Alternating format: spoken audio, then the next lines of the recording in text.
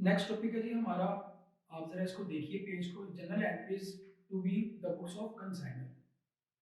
General entries in the books of consignor कि consignor की book में कौन कौन सी जनरल जनरल एंट्रीज होंगी। ठीक है, ये बहुत आसान है। आपने इसको सिर्फ एंट्रीज को ना देखना है और अंडरस्टैंड करना है कि ये डेबिट और क्रेडिट क्यों है। रट्टा नहीं लगाना आपने।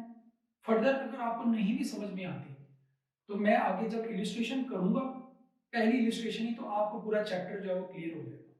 ठीक है, अगर आप पहली इलिस्ट्रेशन अच्छी तरह कर लेंगे तो पूरा चैप्टर आपके लिए क्या हो जाएगा, इजी हो जाएगा। ठीक हो गया। अब पहली एंट्री देखें क्या है जी, on sending goods to consignee. जब कंसाइनर कंसाइनी को गुड्स सेंड करेगा तो किसको डेबिट करेगा, कंसाइनमेंट अकाउंट को, और क्रेडिट किसको करेगा, गुड्स सेंड ऑन कंसाइनमेंट को। ठीक हो गया। उसके बाद सेकंड देखिए, for expenses paid by consignor. अब जब भी एक्सपेंस पे करेंगे तो किसको चार्ज करेंगे, कंसाइनमेंट अकाउंट को। एक्सपेंस की फीस डेबिट होती है ना, तो कंसाइनमेंट अकाउंट डेबिट, कैश या बैंक अकाउंट क्रेडिट। और रिसीविंग एडवांस फ्रॉम कंसाइनी, जब कंसाइनी से एडवांस रिसीव किया जाएगा तो क्या एंट्री होगी, कैश अकाउंट डेबिट और कंसाइनी अकाउंट क्रेडिट। अब आप लोगों के कंसेप्ट जो है इतने तो क्लियर होंगे कि डेबिट और क्रेडिट क्यों हो रहा है। अगर नहीं समझ आ रहा तो आप मेरे फर्स्ट ईयर के लेक्चर देख सकते हैं, पहले 5 चैप्टर। ठीक है। उसके बाद है जी नंबर 4 पे, if consignee has accepted a bill of exchange as an advance.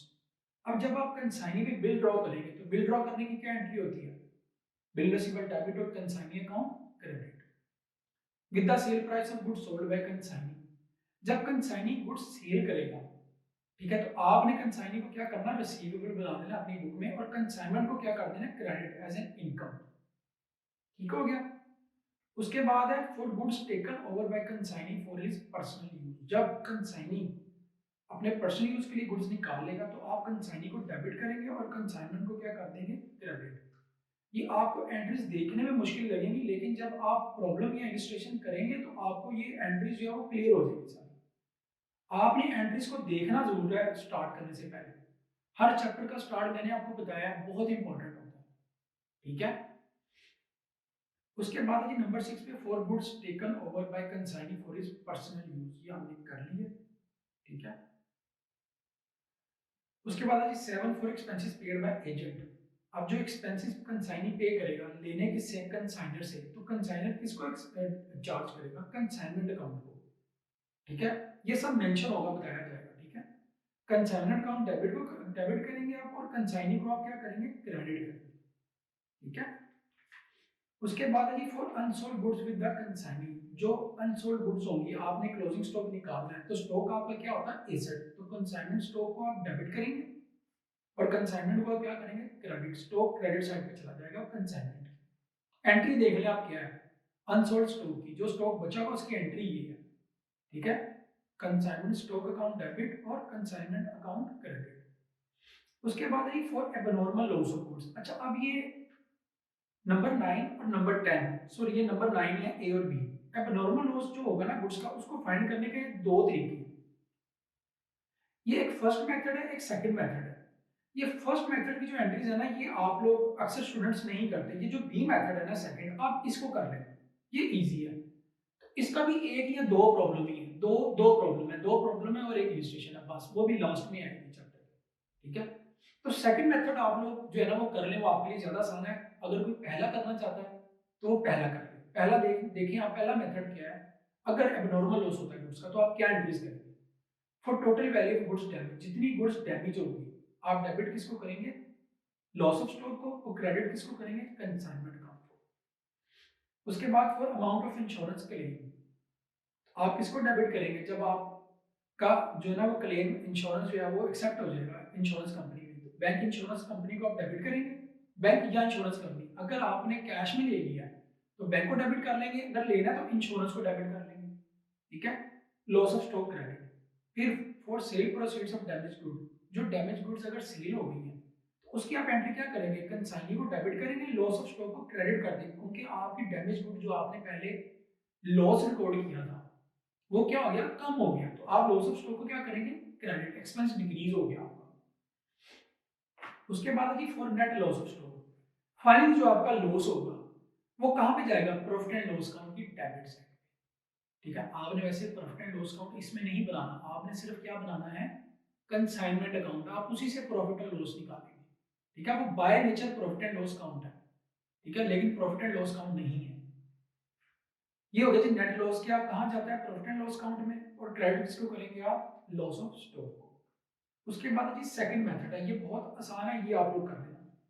For amount of insurance claim, जितनी अमाउंट आप इंश्योरेंस क्लेम करेंगे, बैंक और इंश्योरेंस को आप डेबिट करेंगे उसी तरह, और कंसाइनमेंट को आप क्रेडिट करेंगे।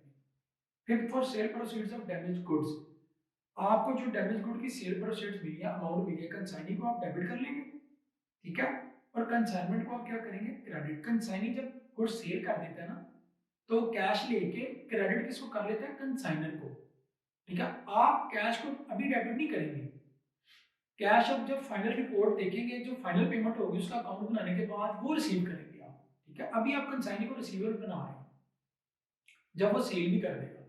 ठीक है, for net loss of stock, तो नेट लॉस कहाँ पे जाएगा? प्रॉफिट एंड लॉस अकाउंट को आप डेबिट करेंगे और कंसाइनमेंट अकाउंट को आप क्या कर देंगे? क्रेडिट। उसके बाद एंट्रीज देखें जी आप, लास्ट एंट्री है फॉर प्रॉफिट ऑन कंसाइनमेंट। अब जो प्रॉफिट निकलेगा कंसाइनमेंट पे, क्रेडिट साइड अगर बड़ी होगी तो प्रॉफिट निकलेगा, तो उसकी क्या एंट्री होगी रिकॉर्ड करने की?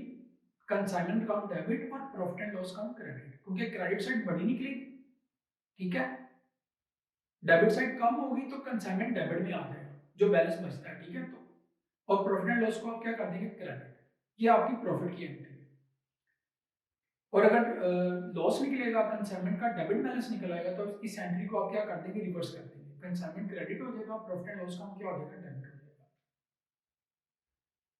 उसके बाद general entries in the books of consign, आपने कंसाइनी की बुक्स में क्या एंट्रीज करनी है? Number 1, on payment of advance to consignor, पहली एंट्री कंसाइनी कब करेगा? जब वो एडवांस पे करेगा। कंसाइनी जब कंसाइनमेंट रिसीव करता है उसकी कोई एंट्री नहीं करता। ठीक है, ये हम जब करेंगे तो मैं आपको साथ साथ बताता रहूंगा। नंबर सेकंड में आप देखिए, on accepting acceptance of bills of exchange in favour of consignor, जब आप पे बिल ड्रॉ होगा, ड्रॉई पे जब बिल ड्रॉ होता है, तो कंसाइनी में भी जब बिल ड्रॉ होगा तो क्या एंट्री होगी आप करेंगे? जब आप बिल एक्सेप्ट करेंगे, कंसाइनी क्या करेगा? एंट्री कंसाइनर अकाउंट को डेबिट करेगा और बिल पेबल को क्या करेगा? क्रेडिट। उसके बाद है जी नंबर थर्ड पे, on payment of expenses for consignor. अब कंसाइनी ऑब्वियसली अगर बिजनेस के एक्सपेंस पे करेगा, लेकिन वो कंसाइनर के बिहाफ पे करेगा, तो रिसीवेबल किसको बना लेगा? कंसाइनर को, और कैश को कर देगा क्रेडिट। उसके बाद नंबर 4 पे है, on payment of expenses to be borne by consignee. अब कुछ जो एक्सपेंसेस जो कंसाइनी अपने पे करेगा, उसकी कंसाइनी अपनी एंट्री करेगा, एक्सपेंसेस टू कैश। ठीक है, ये कंसाइनी का पर्सनल एक्सपेंस होंगे, बिजनेस के एक्सपेंस नहीं होंगे। ये जाएंगे कंसाइनी के प्रॉफिट एंड लॉस अकाउंट में। ठीक है, हमने लेकिन प्रॉफिट एंड लॉस अकाउंट नहीं बनाना, जो बनाना है सिर्फ कंसाइनमेंट अकाउंट बनाना है। ठीक है, वो मैंने आपको पहले लेक्चर में बता दिया। नंबर फिफ्थ पे है, on sale of goods for cash, जब कंसाइनी गुड्स सेल करेगा कैश में, तो कैश रिसीव करेगा और कंसाइनर को क्या बना लेगा? पेबल। उसके बाद नंबर 6 पे on sale of goods on credit, जब क्रेडिट पे गुड्स सेल करेगा तो डेटर को आप डेबिट कर लेंगे और कंसाइनर को क्या बना लेगा? पेबल।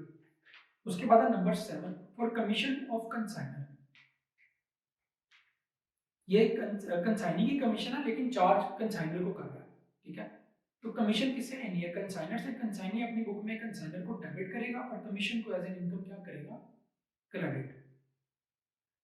उसके बाद for goods taken over by consignee, जो गुड्स ले जाएगा कंसाइनी पर्सनल यूज के लिए, परचेजेस अकाउंट को डेबिट करेगा कंसाइनी अपनी बुक में, और कंसाइनर को क्या करेगा? क्रेडिट, पेबल बना देगा।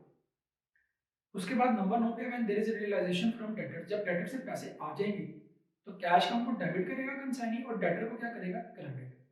If there is a bad debts on above realization and consignee does not receive del credit commission, अगर बैड डेट्स हुए हैं और कंसाइनी ने डल क्रेडिट कमीशन नहीं ली, तो बैड डेट्स किसको चार्ज करेगा? वो कंसाइनर को डेबिट करेगा और सन्ड्री डेटर को क्या करेगा? Credit. But if he receives del credit commission, अगर डल क्रेडिट कमीशन मिली है तो एक्सपेंसेस किसके बन जाएंगे? कंसाइनी के। तो कंसाइनी किसको डेबिट करेगा? कमीशन को चार्ज करेगा, अपनी अपनी कमीशन कम करेगा, डेबिट करेगा, और डेटर को क्या कर देगा? क्रेडिट। उसके बाद नंबर 11 है, for final payment to consignor, final payment जब कंसाइनर को होगी तो क्या एंट्री होगी? कंसाइनर डेबिट और कैश अकाउंट क्रेडिट। अगर बिल ड्रॉ होगा फाइनली तो कंसर्न अकाउंट डेबिट और bill payable account credit. Number 12 पे देख लीजिए, balance in the commission account will be transfer to profit and loss account. ये इन्फॉर्मेशन के लिए ठीक है, आप इसको रीड कर लें, वैसे इसका प्रॉब्लम या इलस्ट्रेशन कोई नहीं, ठीक है।